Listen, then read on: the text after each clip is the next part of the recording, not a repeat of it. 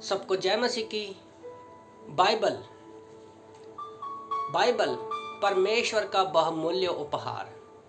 प्रभु का वचन कहता है भजन संहिता 19:10 और 11 में, साम्स 19:10 एंड 11 में प्रभु का वचन कहता है, वह तो सोने और बहुमूल्य कुंदन से भी बढ़कर मनोहर है, वह मधु से और टपकने वाले छत्ते से भी बढ़कर मधुर है।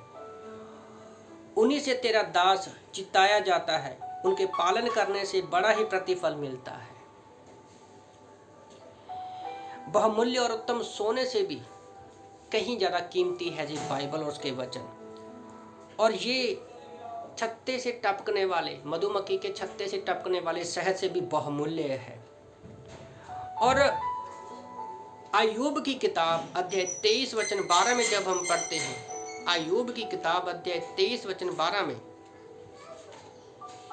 प्रभु का वचन कहता है कि उसकी आज्ञा पालन करने से मैं ना हटा, मैंने उनके वचन को अपनी इच्छा से कहीं अधिक काम का जानकर सुरक्षित रखा।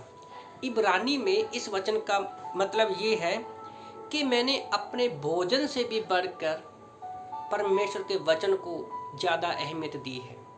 तो हमारे जीवन में ये बहुत ज़रूरी है। मत्ती 4 में भी प्रभु का वचन कहता है कि आदमी सिर्फ रोटी से नहीं बल्कि परमेश्वर के निकलने वाले हर एक मुंह से, वचन से जीवित रहेगा। उसी तरह से जब हम पढ़ते हैं एजरा की किताब अध्याय 7 वचन 10 में, क्योंकि एजरा ने यहोवा की व्यवस्था का अर्थ जान लेने, उसके अनुसार चलने और उसके अनुसार इजराइल को विधि और नियम सिखाने के लिए अपना मन लगाया। तो हमारा मन इसको जानने, समझने और सिखाने के लिए लगाना है। तो कौन सी चीज़ें हैं जो हमें रुकावटी हैं? तो हमें परमेश्वर के वचन को प्रतिदिन पढ़ना है और अपने आलस को और अपने उदासीन को उतार फेंकना है। बाइबल पढ़ने से शैतान हमें नींद देता है, हमें वो आलसीपन देता है ताकि हम बाइबल के वचन को ना पढ़ें। तो उसको हमें क्या है, उतार फेंकना है। इसी तरह से जब हम पढ़ते हैं प्रेरितों के काम अध्याय 18 वचन 24 में, पौलुस के बारे में हम सब जानते हैं। वो एक रब्बी की पढ़ाई किया हुआ था। लिखा है अपोलोस के बारे में हमें पता है कि अपोलोस का नामक एक यहूदी, जिसका नाम सिकदरिया में हुआ था, जो विद्वान पुरुष था और पवित्र शास्त्र को अच्छे से जानता था। अपोलोस पवित्र शास्त्र को अच्छे से जानता था।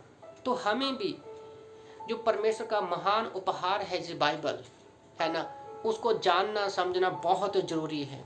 और सिर्फ 1 या 2 दिन या महीना साल पढ़ने से नहीं, बल्कि हर एक दिन इसको पढ़ना है।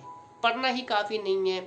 हमें जैसे लिखा है प्रेरितों के काम अध्याय 17 वचन 11 में, बिरिया के लोगों की तरह हमें खोजबीन करने वाले बनना है। जैसे प्रभु का वचन कहता है प्रेरितों के काम अध्याय 17 वचन 11 में, बिरिया के लोग थस्सलुनिया के यहूदियों से भले थे। ये लोग थस्सलुनी के यहूदियों से भले थे और उन्हें बड़ी लालसा से वचन ग्रहण किया और प्रतिदिन पवित्र शास्त्र में ढूंढते रहते थे ये बातें हुई है कि नहीं है। तो हमारे परमेश्वर का जो बाइबल का उपहार है, हमें प्रतिदिन बिरिया के लोगों की तरह खोजना है। पौलुस की तरह इस वचन को हमें अय्यूब की तरह हमें इस वचन को अपने मन में क्या है बसा के रखना है, खाने से भी उत्तम समझना है अय्यूब की तरह। और अपोलोस की तरह हमें इसका ज्ञान होना चाहिए। एजरा की तरह क्या है, हमें इसको जानना है, समझना है, सिखाना है और उसके ऊपर हमारा मन लगाना है,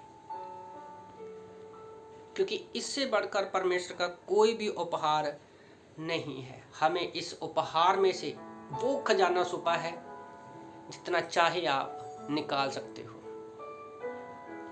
आमीन।